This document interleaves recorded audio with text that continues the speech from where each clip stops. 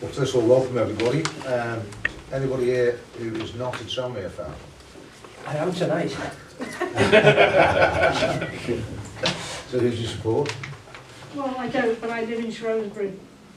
So it's Shrewsbury Town if I do. That's a hell of a move. Come all the way from Shrewsbury to Glasgow. About 8 years ago. We'll have to put on a show for it if you come from Shrewsbury. Thank you. It's just... I'll have to drag her along here. Sorry? I'll have to drag her here today. All right, no, thanks for coming. We've got about 20 people online as well, have we not? We have, yeah. Yeah. So the purpose of tonight was really just to sort of say, look, this is what we've done with the centre here.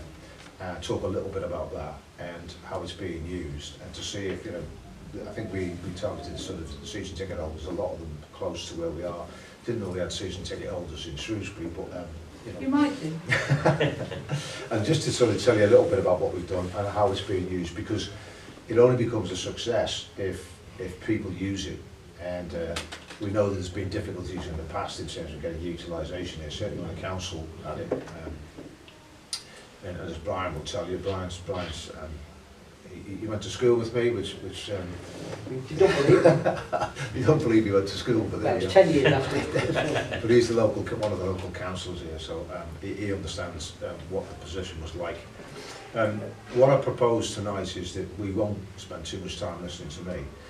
You should have on your things something called the Tranmere Rovers Community Impact Report, which you can take away and at your leisure glance through that. That's just really something that says what we as a club have been doing in the community over the last 12 months. And it gives you a list of the extent to which we do things. And it's part of that approach, which is part of what the club's about from our perspective, is you know, Beechwood is an integral part of that.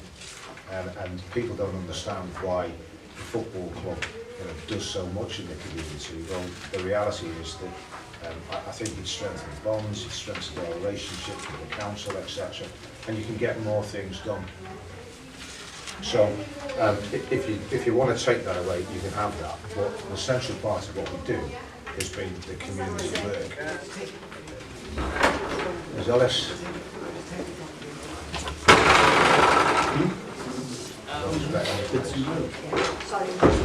Right.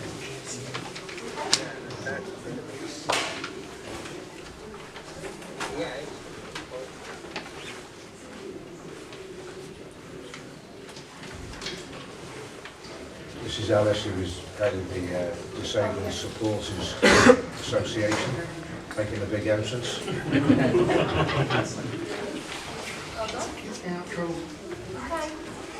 Hi Alice. Majority as usual. Sorry. All right. Like it is.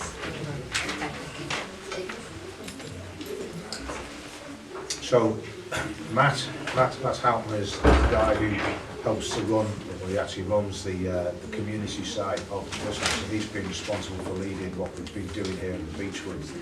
And you know, Dawn Tolsher, who you know, I think some of you guys will know Dawn, has done it for quite a number of years. She's not here at the moment because she's just given birth to a little baby girl. So, yeah, so I'll take it, congratulations. Very good, yeah, congratulations.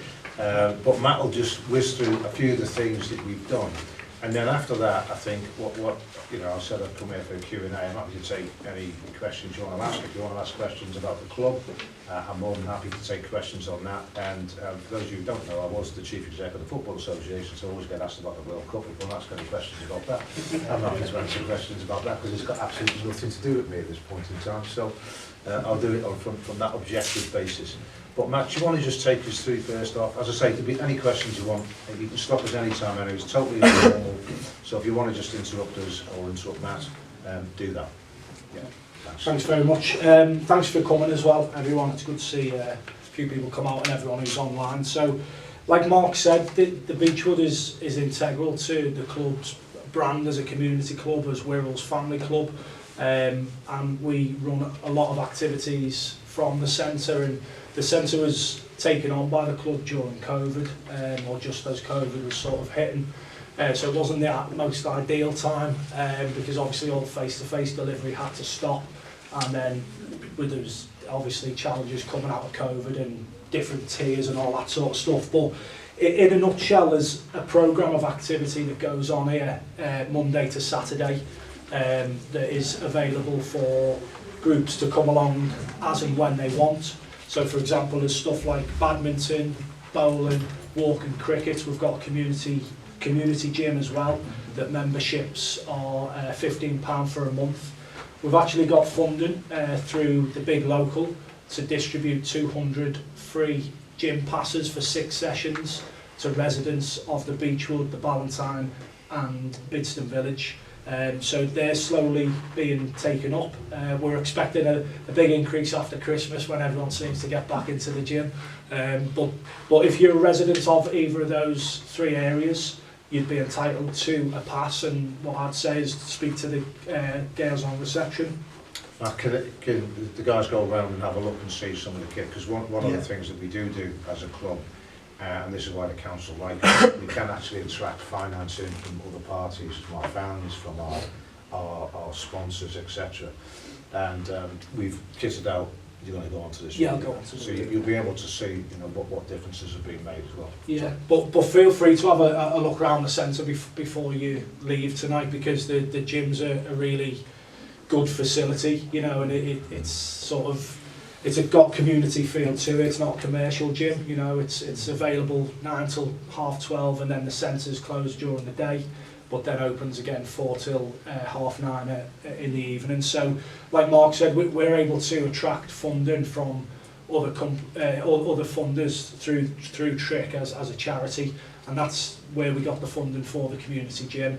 Similarly, we've just done a joint bid with the Little Centre, which is just over the way, and that was through Merseyside Violent Reduction Partnership, which is looking at funding programmes that will act as diversionary tactics and diversionary activities for young people who are on the edge of criminal activity, or indeed have been involved in criminal activity. So we were successful in a joint bid with the Little Centre. We've got a project called Our Place, and the idea of that is that we're going to deliver a youth zone, which we've just opened in the last 2 or 3 weeks. And Liam, who's one of the guys from Trick, delivers the sessions on a Wednesday, and that includes activities in the hall: football, basketball. What else is there, Liam? Yeah, those sports that you mentioned. Football, basketball, dodgeball, bit of dodgeball. Dodgeball, got a pool table, Table. tables, Xboxes, PS3, Yeah. all different types. So the physical activity element takes place in the hall.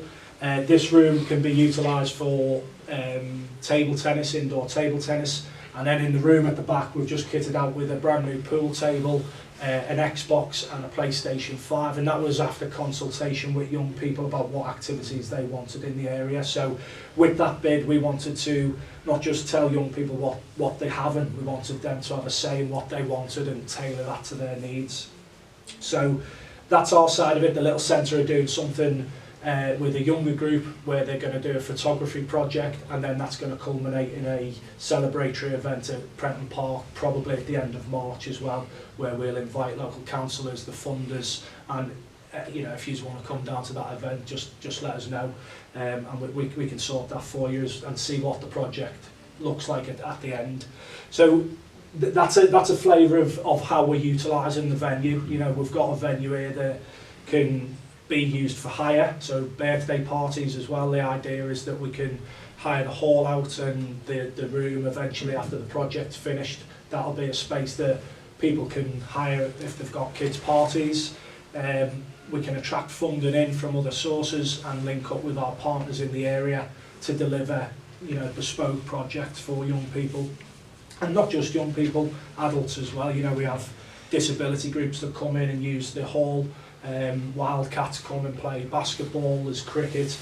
Kelly and Mally, who are at the back, who run the centre, do a fantastic job in getting more groups in and utilising the space and utilising the facilities that we've got. So what I would encourage is have a look around the centre before you leave.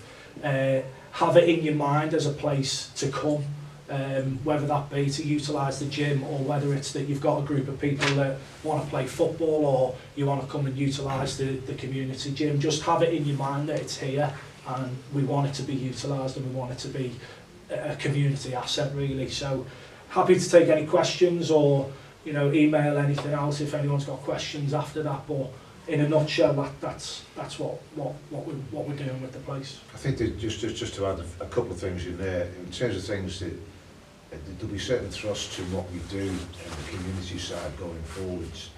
And when we first came down here, from 250, 300 miles away, having lived here for 30 odd years, I thought one of the two things that we could do to capture on the Wirral and sort of we would own it on the Wirral. One is futsal, which you may or may not have heard about, which is a form of, I call it a form of football, but it's what the Brazilians used to use. And when I was at the FA didn't like it particularly, so they didn't actually push it. But the futsal developed in this country, and it's actually what has got all the South American players to be as technically gifted as they are. Not the coaches, it's the way they play futsal.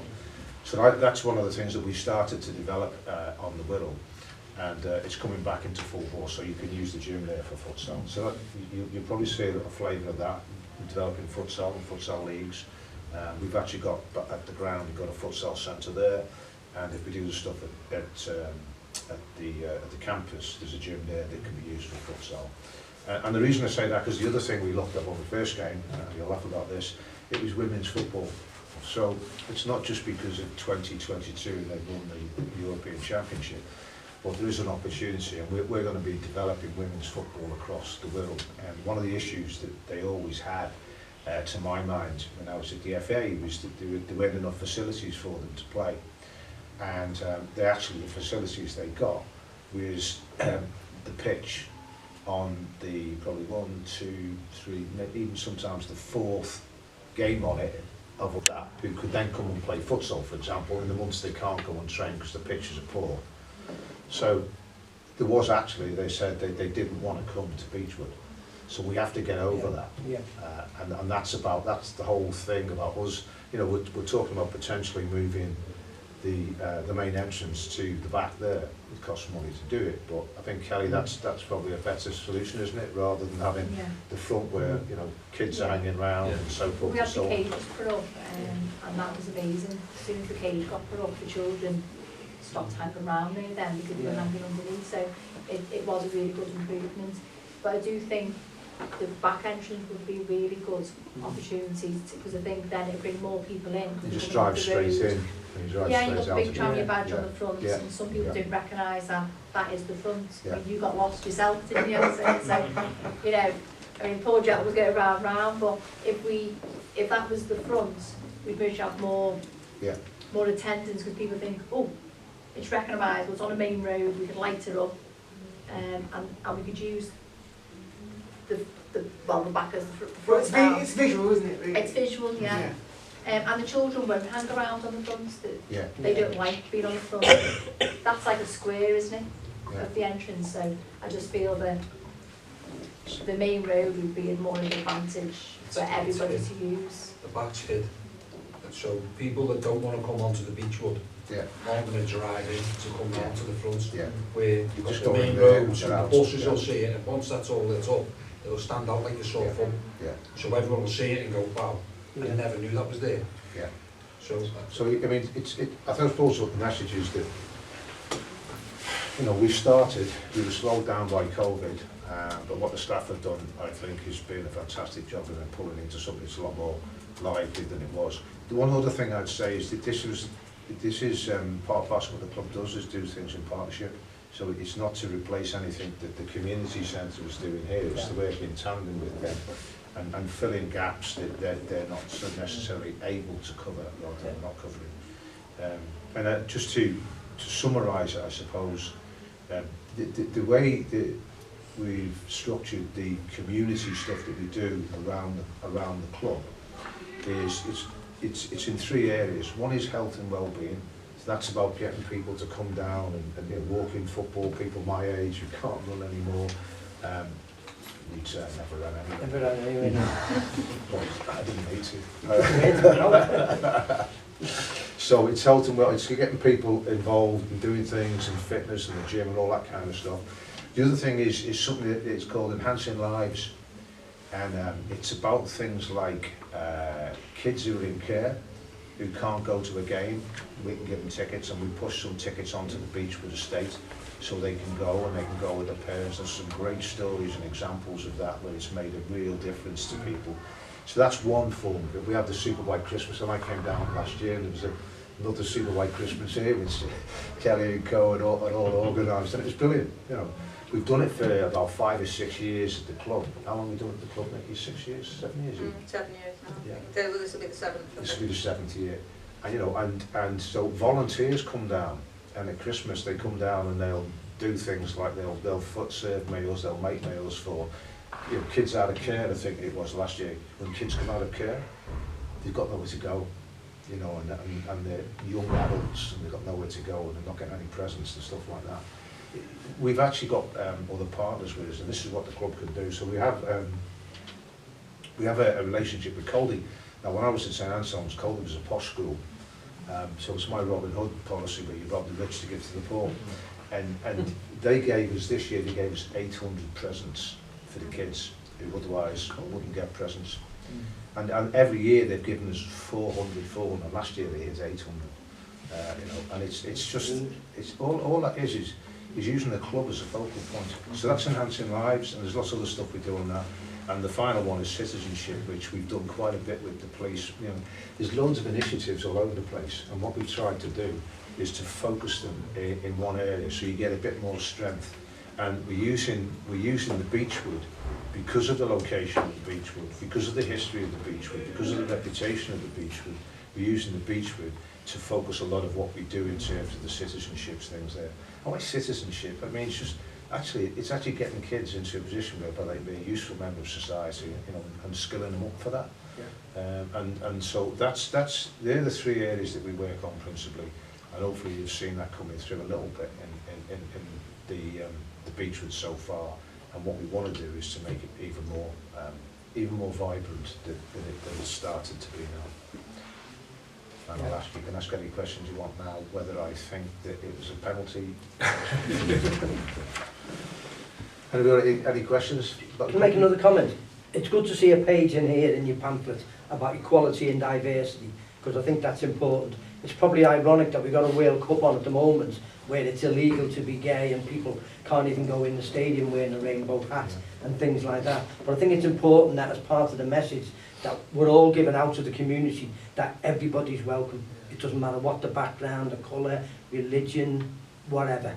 I think that's really important. So I'm pleased to see a page in there specifically about equality and diversity. Just on that, Brian, we've just this week been told we've got more funding to do a project we've got a similar gym facility at the rec centre at Prenton Park. Yeah. And we've just got funding to deliver sessions with the Wirral Dean Centre. Yeah. And obviously because of the Muslim faith, the women need an exclusive access to a gym which they don't get at commercial gyms, so we're able to hire our space out as a community gym as opposed to a commercial gym. Yeah. So we've just got funded to deliver sessions in conjunction with the Wirral Dean Centre. So again, that sort of reinforces our values and in terms of equality and diversity, and making sure that we tailor our offer to everyone. Yeah. We've got a particularly close relationship with them, and it's been there over a number of years. So during COVID, they actually came to us and said, look, because there's a few of them in the restaurant business, and they said, look, we'll produce meals. And so we had a whole session of delivering the... In fact, there was a whole load came here onto the beach. Yeah, there was about 200 curry dinners. Yeah, we kept them brought out. dishing them out, yeah. And so, you know, it's for us, it's second nature. I actually think for the people in Merseyside, it's almost second nature. I think we're very fortunate in where we are. But don't forget that when we won the World Cup in 1966, it was illegal to be gay in this country. Was it still? Yeah. I think it was 67. It was removed. So, you know, things move on, and some of the stuff you see going on, it's right. Football is so important. Sorry if you're not a football fan. You're a football fan from Shrewsbury. You can't be if you support Shrewsbury. She's here. Their division one. Sorry? Yeah. Only because they voted us out on points per game. Well, we were never going to go out. And the chairman, Roland Witchley, when you see him, tell him, why didn't he return my call for his vote? You won't get invited back again here. I'm here for him. He's a Tranmere fan. Yeah, that's Nicky's here for me. Yeah, no, it's massively important, and one of the things I think that the club is good at is, you know, and it was well before we came. One of the things I think that was known in the game. Tranmere is quite a popular club across all of the leagues, and it's because when people come, they think it's, you know, the real football people. Yeah. They love the friendliness of the club, and so, you know, for us it's and we have students who I think for me they're the face of the club, and the difference they make when they come in, because sometimes stewards of football clubs have got no authority in life other than on a Saturday when they can boss you around from seat to seat. So you know, we worked on that, and but it was there anyway. It was, you know, it was always a very friendly club, except when I played. Yeah. I've seen your chuckles. Yeah. Any other questions from the room? There's one online, Mark. Apologies if you answered this in the discussion about futsal, but why is there no longer a Tranmere Rovers futsal team? I can answer that one. Yeah.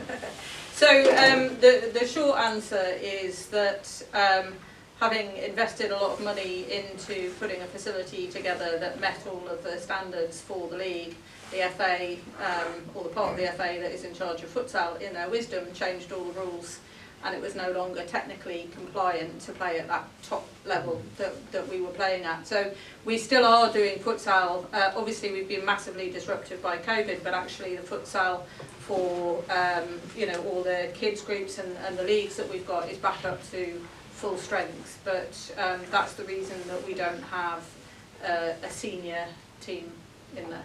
And just to explain a little bit, and for the guys online as well, if they're futsal guys,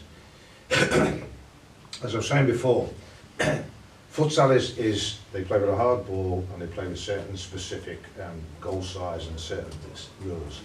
It's not five-a-side football, but a bit of history. It happened in South America, and they produced all these quality players because they were playing on, not bomb sites, but they were playing on rough areas and whatever, in the favelas, and using this, and it developed them to be technically good. When they came to the FA is probably the best in the world at writing curriculums for coaching, and it's recognised as that. And unfortunately, the people in the FA just didn't like futsal, and the people in futsal didn't help themselves, because they became sort of almost like 4 legs good, 2 legs bad, football bad, futsal good.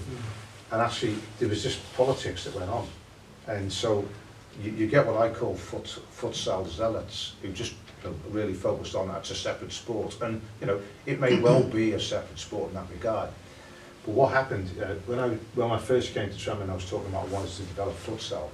Fluminense, who were the Brazilian champions the year before the guy came to see me, and he came twice to see me, and they'd asked the FA to write a curriculum. It's sort of boring you with this, but there's a point to it, which is using futsal to field. So you play futsal to a certain age, but actually can you use it as a football development tool rather than just pure futsal? And so we got the guy at the FA, and he wrote it for us. We're the only club in the world that has a futsal to field program and curriculum. It meets all the dimensions that it has to be to play at the top level, but they had, when we put it in, a certain distance, I think it was 2 metres you had to have as run-off, and then I can't remember the exact sizes, but it was changed. And so ours was suddenly slightly too small to register as a venue, so it was I don't know where very I don't know where the campus gym is, but it doesn't really matter, because you know it's a great way of learning to play football. So instead of being forced to do skill drills, and bore your kids to death. They're playing a game, Yeah, and they're automatically getting the technique pushed into them. yeah. So we will push it for all it's worth, and we don't need to have an elite team. Yeah. Brilliant. Is there any other questions from anyone online? There's none in the chat, but has anyone got a question who's watching online?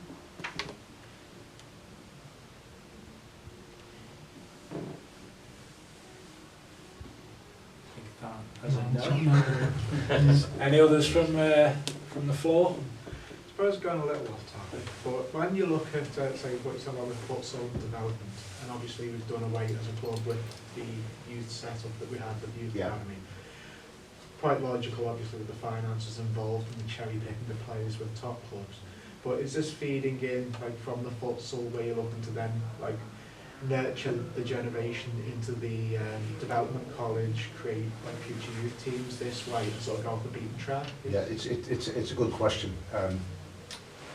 The issue, we could just take it, it's about three parts. That one, the first one is why do we not have the academy?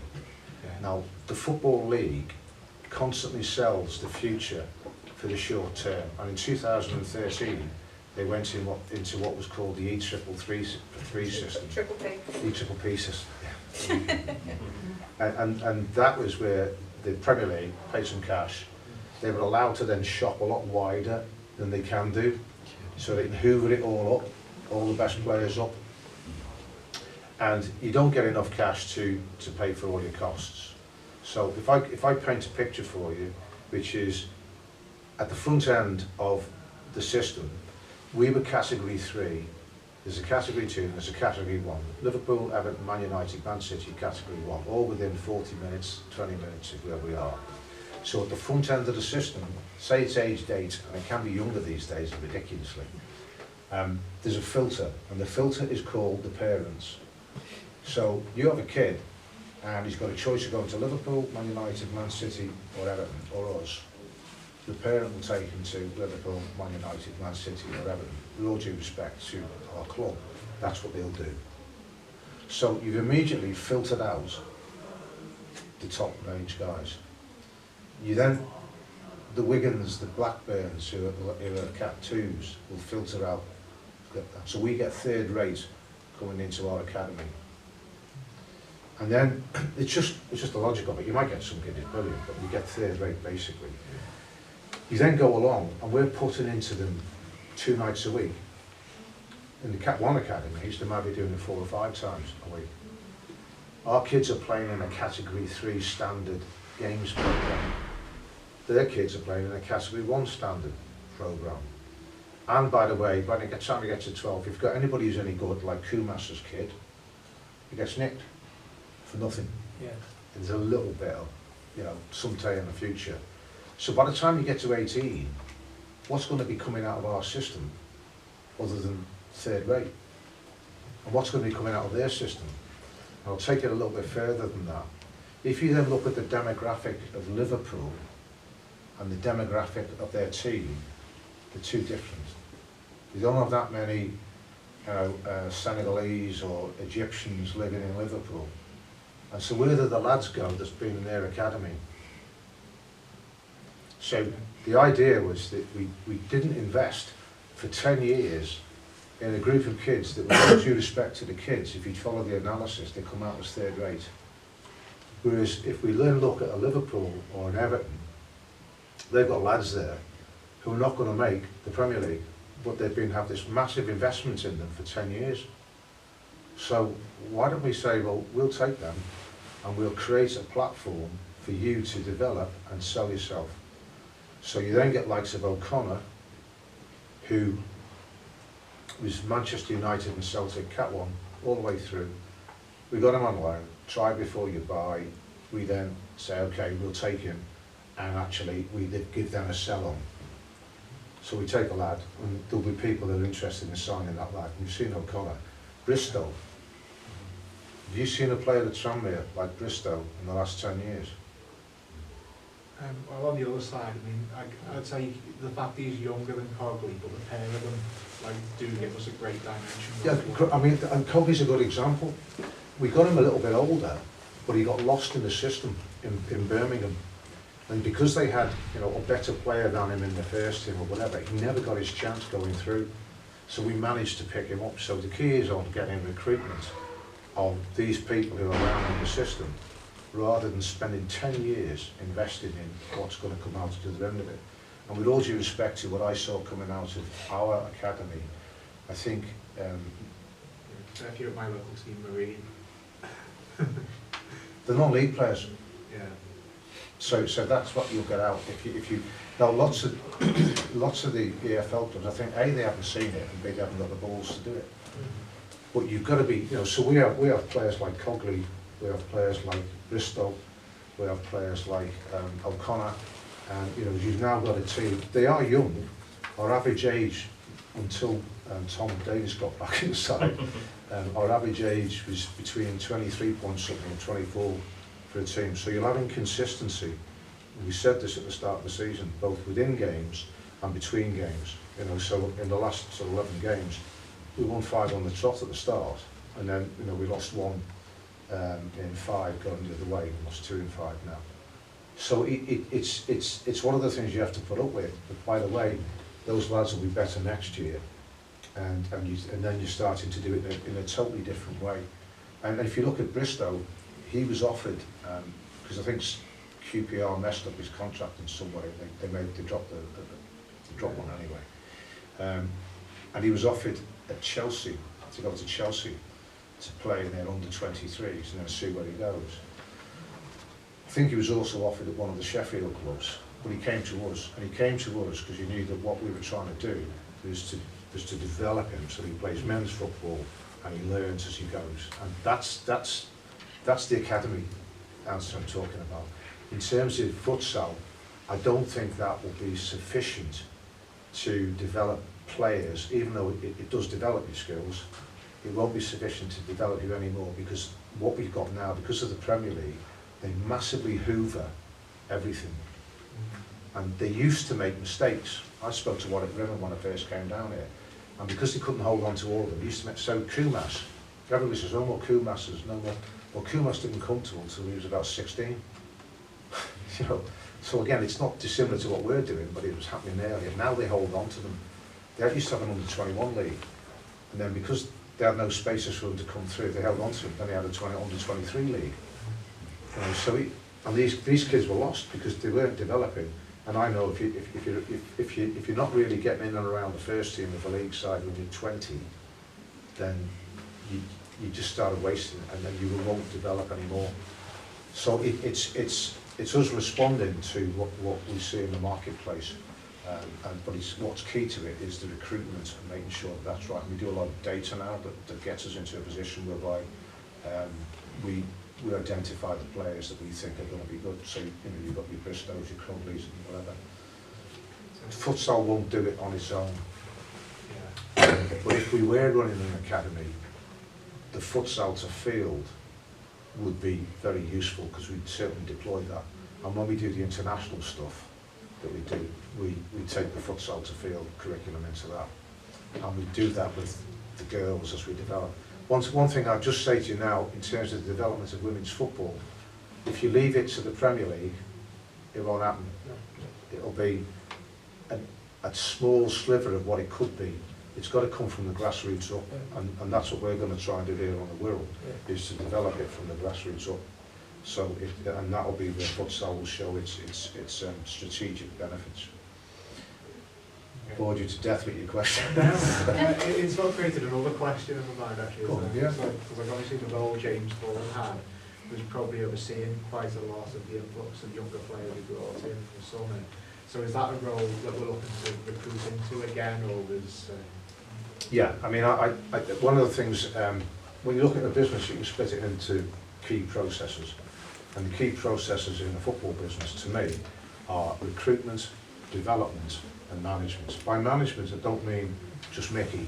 I mean all of the sports science that goes into getting the players at peak fitness, protecting them from injury or something. That's management. My view is that I can see it because I can see the diagram, but it's what they call a value chain. 70% of the value and it could be 65, it could be 80, is from recruitment. If you get your recruitment right, you will get the end product at the end of it. 20% is development. So you recruit somebody, what do you do with them? So, you know, Bristow, we get him on his stats. When the game's finished now, we use the stats to develop the individual, the unit, and the team itself. And it feeds into the training in the week. And I've got a meeting tomorrow, which is a development meeting, where I'll look at every single player and the people responsible for every single player in terms of how they're going to develop and how they need to develop. Footballers, in my day, and a lot of them even today, don't develop once they've sort of made the first team shit, really. And it's happenstance. If they do well for a few seasons, they'll get signed up and go somewhere else. But they don't actively develop because you know, we've got 2 games a week, and you know we can't spend time doing this. You can't rest the legs, and you can develop. And so development is, say, 20% of the value. Management's only 10%, plus or minus, because it might actually be minus. You might actually find managers will, or the management element might be such that it reduces the value of what you've got. So that's where we've gone. So back to your question, James Vaughan was an integral part of that. Currently, we've covered it off with Steve Beck's come back, and people, when I used to look at social media, used to have a go at Steve Beck. And I'd say to you, tell me 2 of the best players we've had here in the last few years. We do get good people, we train them up, etc. And they get nicked. Yeah. And in a way, we should take that as a compliment. Yeah. And if we use it right, it can even be a recruitment tool for, you know, yeah. People watch what we do because we do a lot of innovative stuff, and if you do well here, then chances are a bigger club. In the moment, it can be quite frustrating because you've got to then find a replacement and start again with somebody new. But you know, that's the way life is. We're not a Premier League club. They're always going to be able to offer better paid, more glamorous jobs than we can at present. Vaughan, he was at Everton, and he was a real Everton fan. So. Well, I was there when he scored the goal because he's still the youngest ever, I think, Premier League. He is, scorer, isn't he? I was there that day. So. He was great, you know, and he was. A lot of the people who do work for the club, certainly not all areas, are very loyal to the club. Yeah. You know, so he's gone away. The guy who went to education went away, but one they went away, they were still helping out and making sure the handover was right and stuff like that. So, you know, it's a two-way street. Yeah. But he did knock us out the FA Cup all those years ago. We haven't mentioned it yet tonight. You know me, what was the score? 3-0, I think. Oh, were you at home? Yeah, we were at home, yes. Why did I mention that? He only does. Get it out of the way. Alice had a question, I think. Yes, how's it going? Good. Right, so I went to watch the Women's Cup game. The Argyle supports their couple. It was like 700, 800 people there. But it was all different. It was very different demographics to what you'd normally get at a Tranmere match. Yeah.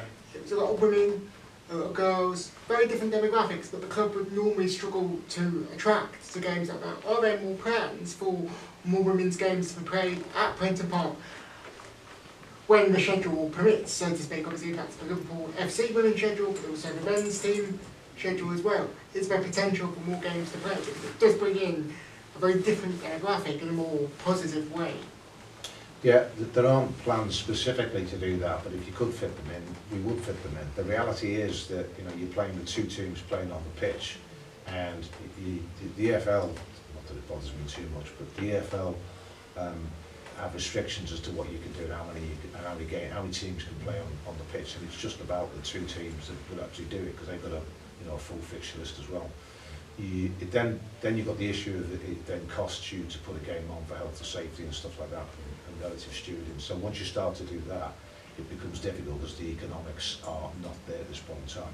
Look, if we had unlimited resources, there's lots of things we'd do, you know what I mean? But we don't, and we have to try and strike a balance because, you know, if I am asked very often about the role of the independent regulator.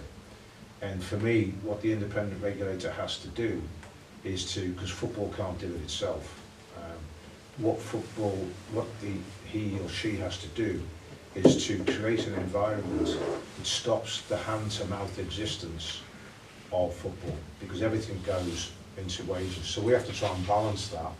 But at the same time, what we're trying to do, if you don't change the business model, the thing will actually go to hell in a handcart next time around. So you've got to actually start to do things like this. If we're still, it's costing us money still to run this place. And you know, when we get it going, if we break even, then that will be a result. Because at the end of the day, you're generating Tranmere in what I would say is one of the areas that we can develop fans over a long period of time. And as long as it's not costing us too much money, then so it's where you spend your money. And on women's football, I think we could do a lot for women's football, starting with futsal, and because that, you know, they will pay to occupy the gyms, etc. And so you direct that, and then you gradually increase the participation of women. And I think we'll do more for women's football. What I would say at this point in time, when I went to the FA, they were bust.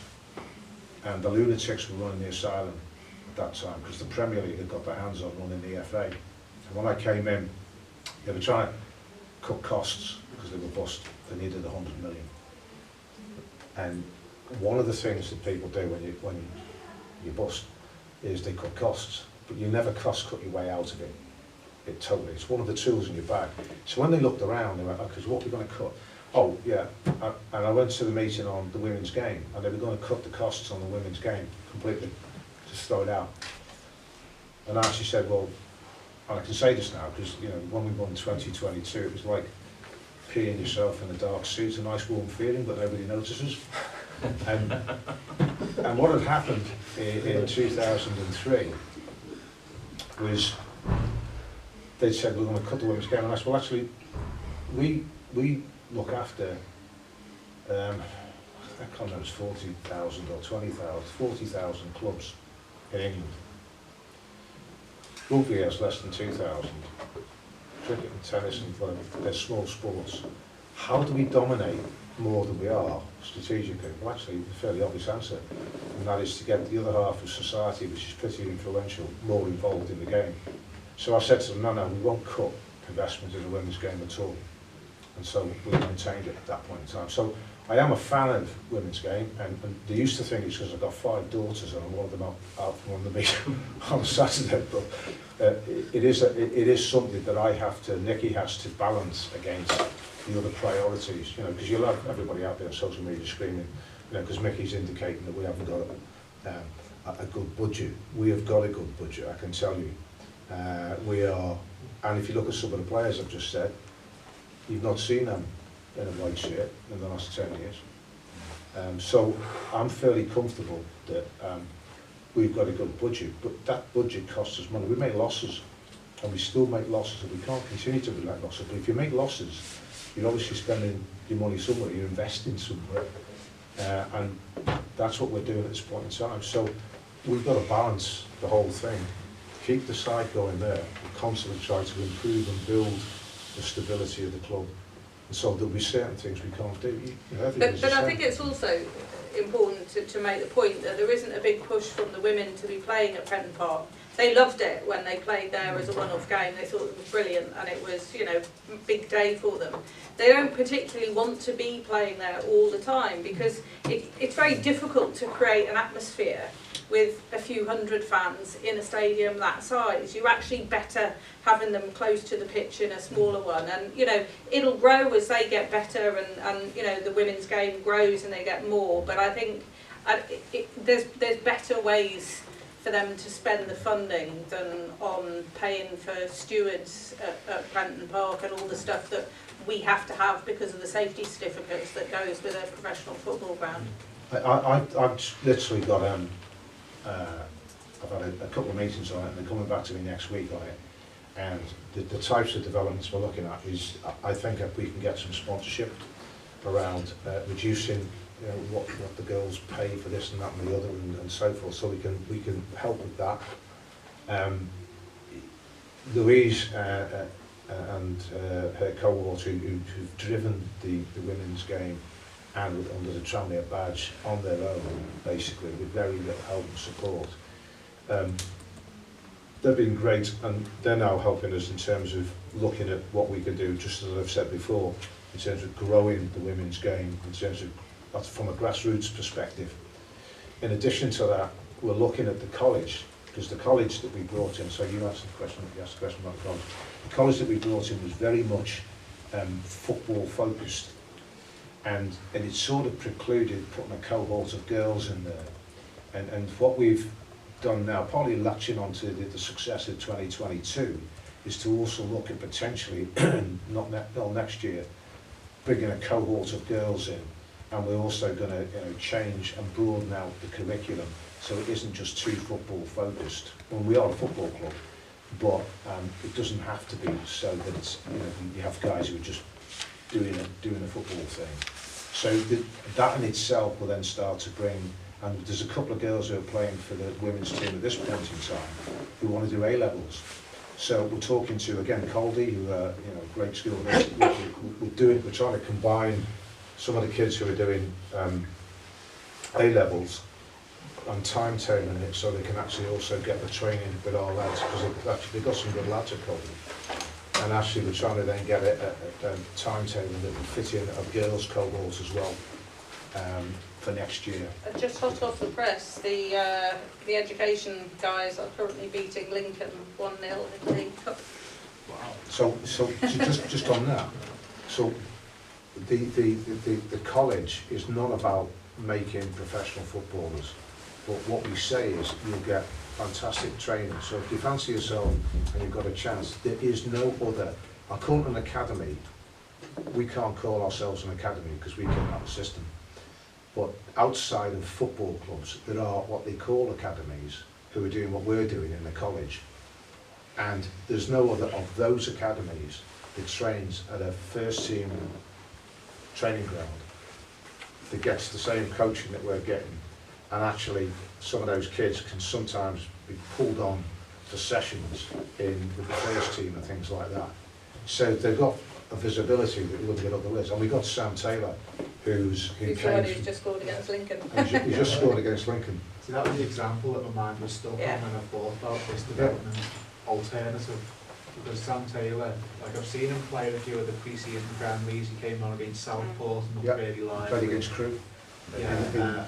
So for lads like that who show any kind of talent, there's nothing like that in those other academies, because they can play in the Youth Cup, which no other, like, I'm not talking about professional clubs academies, I'm talking about the competitors like Carragher's and the other Liverpool lad who's got an academy where they give them educational BTECs and stuff like that. They can't play in the Youth Cup. All lads are doing it. They can't play in the Cheshire Senior Cup. They can't play in the Liverpool Trophy, which when I was playing that, the first team used to play in that. So there's a lot of stuff like that, and they won't be on the pitch opposite, and Mickey calling them across, and then seeing Sam Taylor doing what he's doing, and we give him a professional contract, and now he's potentially, to beat the Imps.